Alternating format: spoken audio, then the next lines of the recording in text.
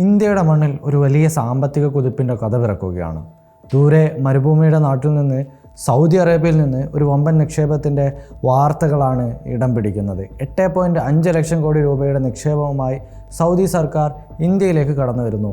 വെറും സംഖ്യകളുടെ കളികൾക്കപ്പുറത്ത് ഇന്ത്യയുടെയും സൗദി അറേബ്യൻ്റെയും സൗഹൃദത്തിൻ്റെ സാമ്പത്തിക സഹകരണത്തിൻ്റെ പുതിയ അധ്യായമാണ് തുടക്കമിടാൻ പോകുന്നത്.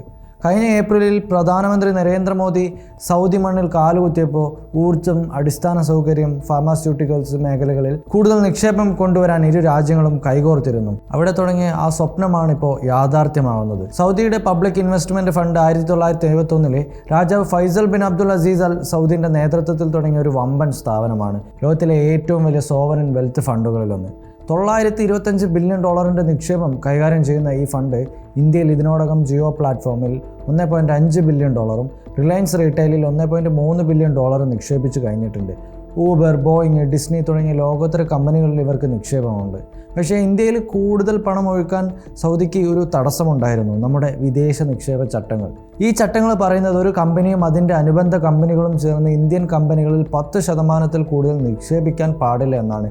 ഇത് വിദേശ കമ്പനികൾക്ക് ഒരു വലിയ തലവേദനയായിരുന്നു. എന്നാൽ ഇപ്പോൾ കേന്ദ്ര സർക്കാർ ഒരു വൻ തീരുമാനം എടുത്തിരിക്കുന്നു. സൗദിയുടെ പബ്ലിക് ഇൻവെസ്റ്റ്മെൻറ്റ് ഫണ്ടിന് ഈ നിയന്ത്രണങ്ങളിൽ ഇളവ് നൽകാൻ ഒരുങ്ങുകയാണ്. ഇതോടെ അവരുടെ വിവിധ അനുബന്ധ കമ്പനികൾക്ക് വെവ്വേറെ നിക്ഷേപം നടത്താൻ വഴിയൊരുങ്ങും.